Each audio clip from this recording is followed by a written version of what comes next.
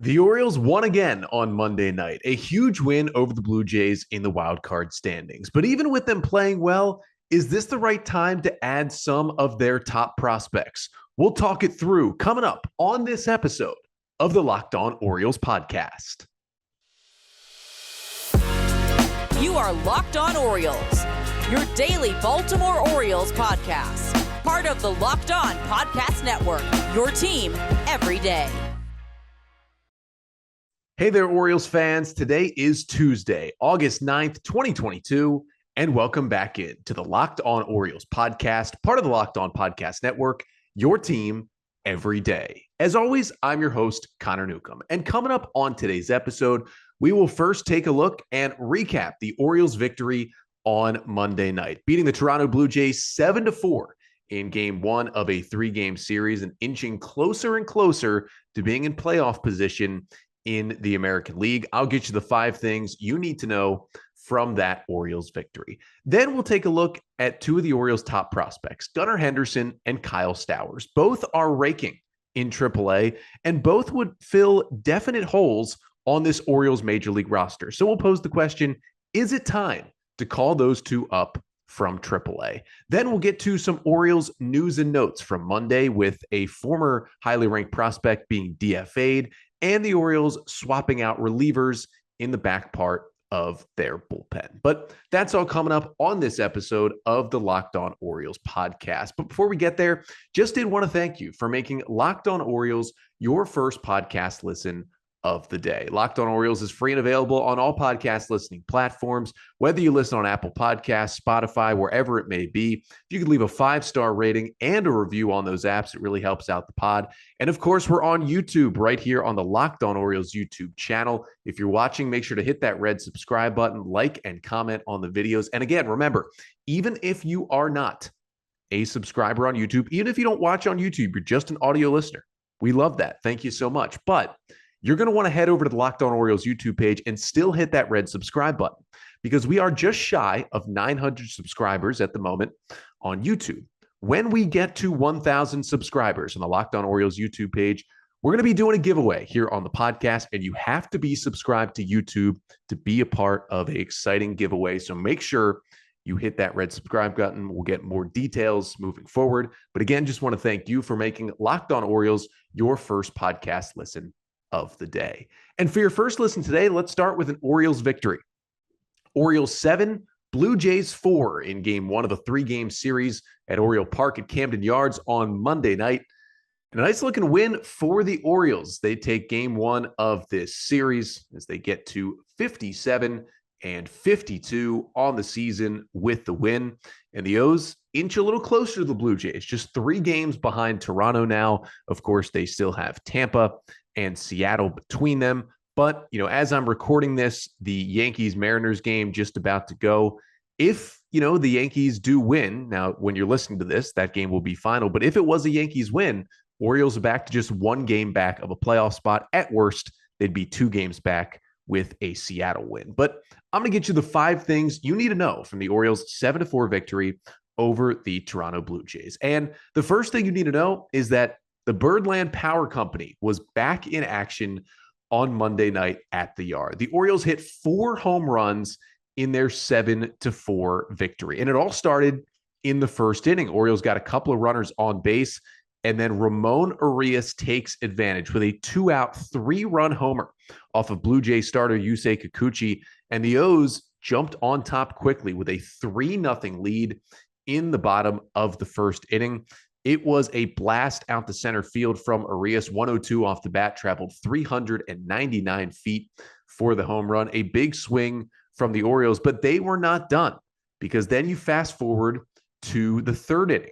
It was at that point for the Orioles a 3-1 game, and they continue to add on. First, Anthony Santander from the right side crushes one into the bullpen in left center field, 107 off the bat, 415 feet for his 20th home run of the season, still leading the Orioles, first Oriole to hit 20 homers on the year. And then he goes back-to-back with Ryan Mountcastle, who hits one 109.1 off the bat, 426 feet, just crushed it off Kikuchi over the new wall in left field. The Orioles have gone back-to-back 9 times this year. Ryan Mountcastle hasn't been involved 6 of those 9 times. So if there's a back-to-back happening, it's usually involving Ryan Mountcastle, but they weren't done. They got one more home run in this game, and it was Austin Hayes in the 6th inning, returning to the lineup with a homer, hit one 107.1 miles per hour off the bat in the 6th inning for a solo shot, 426 feet. He again easily cleared Mount Baltimore in left field. That made it a 6-2 game at the time of the Hayes homer. For the Orioles, their first game with 4+ home runs since June 27th, when they hit 5 home runs in a 9-2 victory in Seattle over the Mariners. And just the 5th game this season in which the Orioles have hit 4 or more homers. Power's obviously been a little down for the Orioles. A lot has to do with the new ballpark dimensions, but also just not hitting for as much power here in 2022. But certainly nice to see them hit the ball out of the ballpark on Monday night. Second thing you need to know from this one is that probably the most important home run in terms of just getting somebody going of those 4 was the Ryan Mountcastle blast that ended the back-to-back in the 3rd inning, because Ryan Mountcastle has been struggling mightily at the plate for the Orioles. Coming into Monday's game, Mountcastle, since the All-Star break, had pretty much been in one of the worst slumps of his career. Just hitting 138 for a 5, that's right, 5 WRC plus since the All-Star break. That's terrible. And even before the All-Star break, he was hitting a little bit, but he had been in the biggest power slump of his career. The home run for Mountcastle, which was his 13th of the season on Monday night, was his first home run since July 3rd in Minnesota. Over a month he goes without a homer. It was 113 plate appearances in between home runs for Ryan Mountcastle. That was tough to watch. You know, the guy you think of as the best power hitter in this Orioles lineup go that long without a home run. Huge to see him hit one out. And of course, you know, it wasn't an only hit. He went 2 for 3 with a home run, the 2 RBIs, had a big RBI single for an insurance run in the 8th, also drew a walk in this game, did not strike out. One of the best offensive days in a while for Ryan Mountcastle. And what do you know? It comes against the Blue Jays, you know, just the 5th game for the Orioles against Toronto this year. And the Orioles have 14 more against the Blue Jays. And watch out for Ryan Mountcastle, because he now has a career 1131 OPS against the Toronto Blue Jays, which is just a ridiculous number for your career against a division opponent. He continues to make the Blue Jays pay. Third thing you need to know from this one is it was big for another one of the Orioles home run hitters. That is Austin Hayes, because he finally returned to the lineup on Monday night, played left field, hitting 6th. After missing 5 games for the Orioles, had not played since last Tuesday in Texas because of some side/oblique discomfort. But we had heard that he had thrown, he had run, he had hit the ball before Sunday's game, was feeling good, and he felt like that was an indicator that he was probably going to be back in the lineup Monday. Well, he was, and he delivered a 2 for 4 for Austin Hayes, including that solo home run in the 6th. Also had a single and a strikeout in this game. Was big to get that production back in the lineup. You know, we were seeing a lot of Brett Phillips in the lineup over the weekend with Hayes out, but he's back in. He gets the home run after missing 5 games, and the Orioles obviously love having him back in the lineup. Fourth thing we need to know from this one is that Jordan Lyles just ate some innings again for the Orioles. Now, he was a little upset to not get a quality start, as he walked a batter with 2 outs in the 6th and got removed, could not finish 6 innings. But Jordan Lyles did what Jordan Lyles is paid to do, and it wasn't super pretty, but he made it work against the Blue Jays on Monday night. Lyles' final line, 2 runs on 8 hits over 5 2/3 innings of work, just 1 strikeout to 2 walks and 2 homers allowed. He threw 103 pitches in the start, lowered his ERA to 4.35. Now, the Blue Jays, they squared him up a little bit. I mean, he allowed 10 hard hit balls in 5 2/3 innings. He'd allowed 8 hits. He only struck out 1 batter. Jordan Lyles had allowed only 1 home run at home all season coming into Monday night's game, and he allowed 2 solo homers, one by Kevin Biggio in the 3rd and one by Matt Chapman in the 6th in this game. But he still gave the Orioles a chance to win. He wasn't getting the swing and misses. Remember, in his last great start, he had 17 whiffs. He only had 4 whiffs on 50 swings by Blue Jays batters. That is a bad number. 2 on the 4-seamer, 1 on the sinker, 1 on the curveball. Really nothing of his arsenal was working that well, and it didn't matter. The Blue Jays hit it hard. They hit it right at fielders. Lyles was gritty, got through 5 2/3, got himself out of there with the Orioles in the lead. And sometimes that's all you can ask from Jordan Lyles, and he did his job on Monday night. And then the fifth and final thing you need to know from this 7-4 Orioles win over the Blue Jays is that, once again, the Oriole bullpen was just a little shaky down the stretch in this one. When Lyles left the game in the sixth inning, it was a 5-2 lead. O's made it 6-2 with the Hayes homer in that bottom of the sixth inning. And Dylan Tate was dominant. Cionel Perez comes in. He gets a strikeout to end the sixth. Dylan Tate with a really good-looking 1-2-3 seventh. The Orioles are leading 6-2. You feel like all is good. Tate gets the first out of the eighth, and then back-to-back hard-hit singles. He leaves the game. Joey Crable comes in, allows an RBI single, a sac fly, and then a walk. And all of a sudden, it's a 6-4 game with 2 on and 2 out. And Felix Bautista has to come in the eighth inning. Now, he gets a ground out on one pitch. The Orioles add to it to make it 7-4. But then, the error by Mateo, and then Bautista gives up the single. And all of a sudden, it's first and second, nobody out in the ninth. Blue Jays have the tying run at the plate in Teoscar Hernandez. And Bautista bears down, strikes out Hernandez, gets Bichette to ground into a 4-6-3 double play to end the game and get his fifth save. But just a little shakiness from Tate, Crable, and Bautista down the stretch. And we saw a little shakiness from Bautista on Friday. We saw a little shakiness from the Oriole bullpen back on Wednesday. But the Orioles won all three of those games, just still kind of fully finding those new bullpen roles with, of course, Jorge Lopez out after being traded to the Twins. But it's an Orioles win. They win it 7-4 in this one.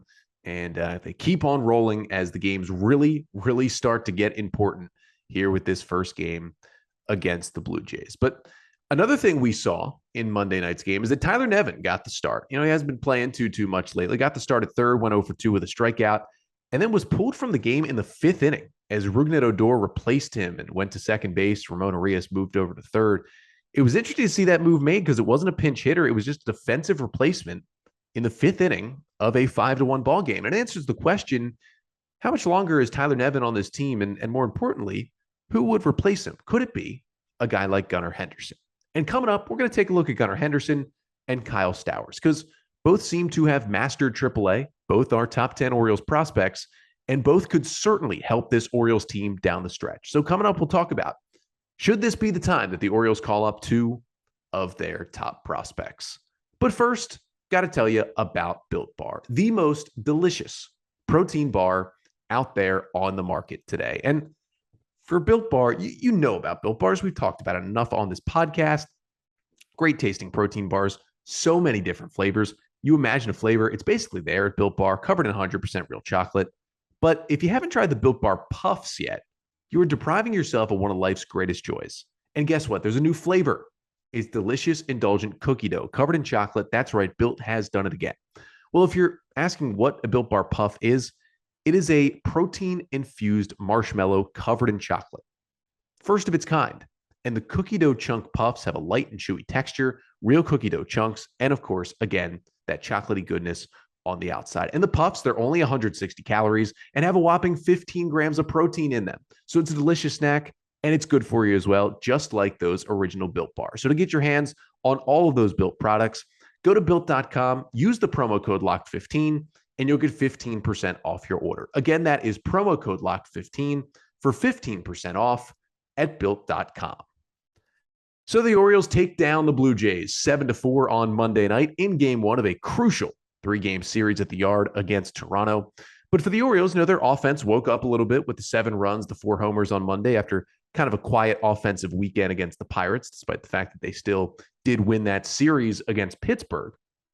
But, many have been talking about in Birdland the offensive reinforcements the Orioles have at AAA, and specifically 2 guys who continue to rake, Kyle Stowers and Gunnar Henderson, because the Orioles could certainly use another left-handed power bat, and they could certainly use another infielder, and Stowers and Henderson really fit that mold to a T.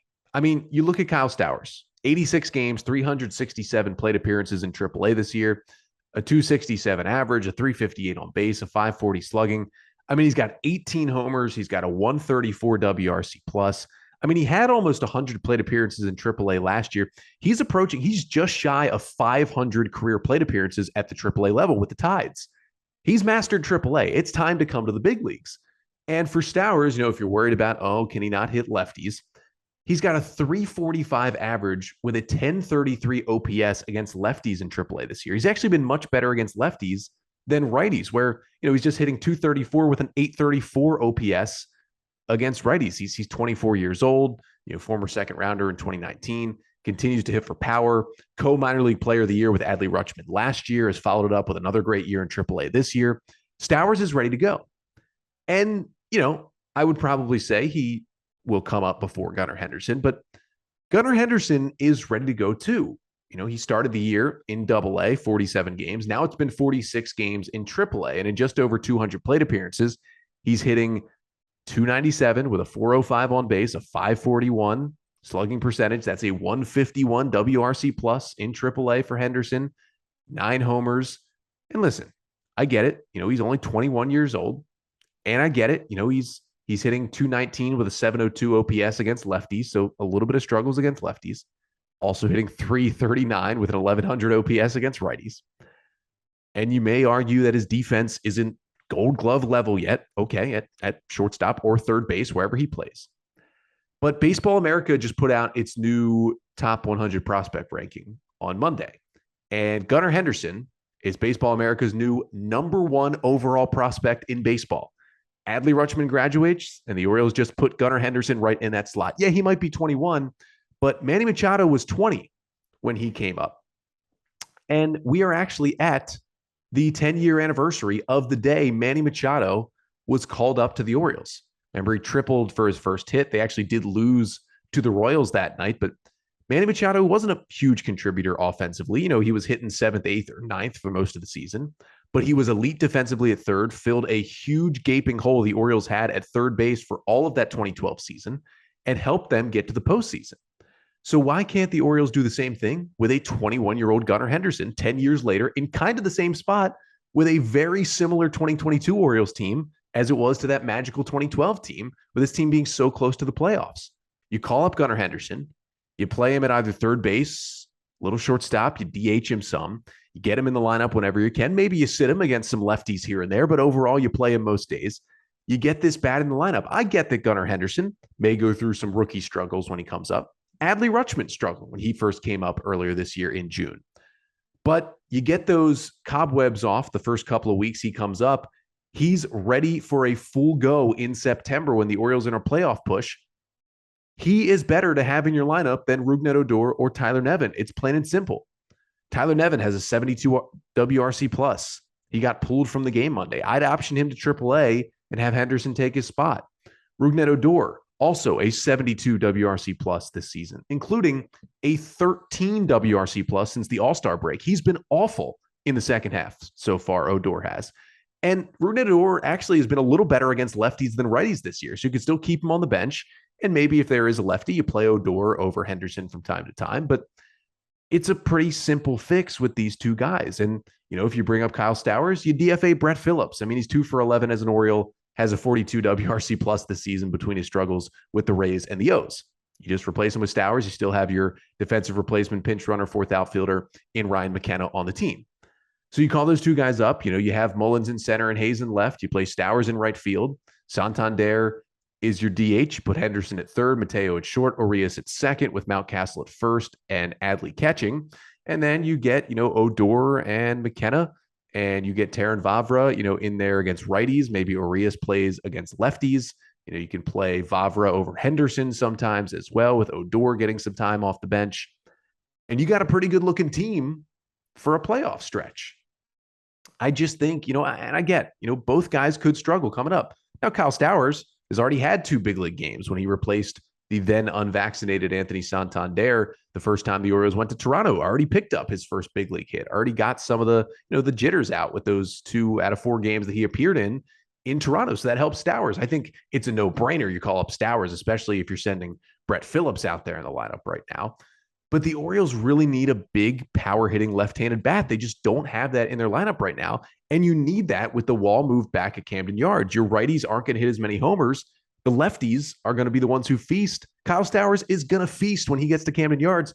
It's time. And maybe you call up Stowers before you do Henderson, but I'd call up Stowers today. Maybe you wait another week, and then you call up Gunnar Henderson, and it's go time for the Orioles in this wild card race. Because Stowers and Henderson make your team better than having Nevin or Odor or Phillips on this team. It's plain and simple. It doesn't even matter if they struggle early as rookies or if their defense isn't Gold Glove level yet.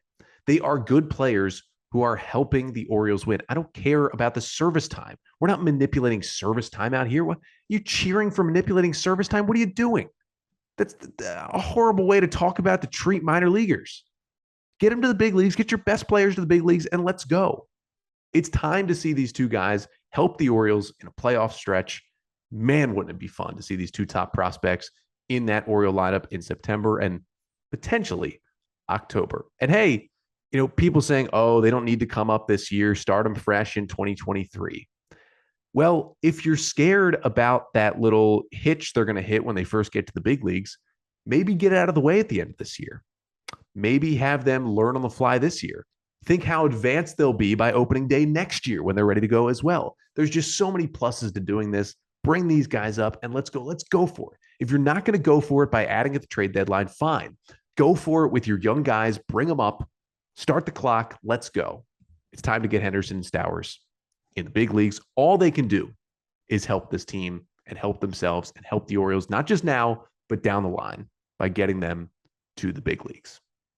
But we still await the Orioles to make those roster moves. However, they did make a couple of roster moves on Monday anyway. Now, they didn't involve Gunnar Henderson or Kyle Stowers, but they did revolve a former, somewhat highly rated prospect, and they involved a swap in the bullpen. We'll get to those two moves coming up in just a second. But first, let's talk about betonline.net, your one-stop shop for all your sports betting needs. Find all your favorite sports and events at the #1 online source for odds, lines, and games. And you can find reviews and news of every league, including, of course, we're getting down the playoff stretch, the Major League Baseball season, but you also got the NFL season coming up, college football, NBA, and the NHL after that. And there's combat sports, esports, and golf every weekend. You can get the lines on. You can do live in-game betting. You can get the scores. You can get injury info. You can listen to podcasts. They have you covered.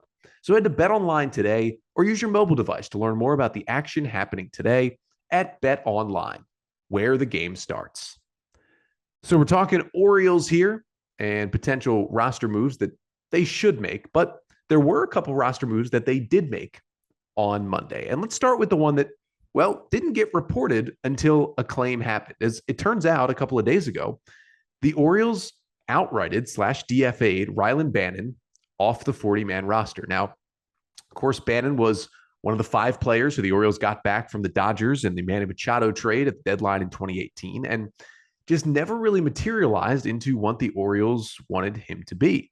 And it turns out Bannon, he was claimed off waivers on Monday by the Los Angeles Dodgers. The team that drafted him and the team that traded him to Baltimore for Machado gets him back. And that's after the Dodgers already have Hanser Alberto, also signed Jahmai Jones to a minor league deal after the Orioles released him earlier this season. And now they have claimed Rylan Bannon as well, just putting a market on Orioles rebuild infielders.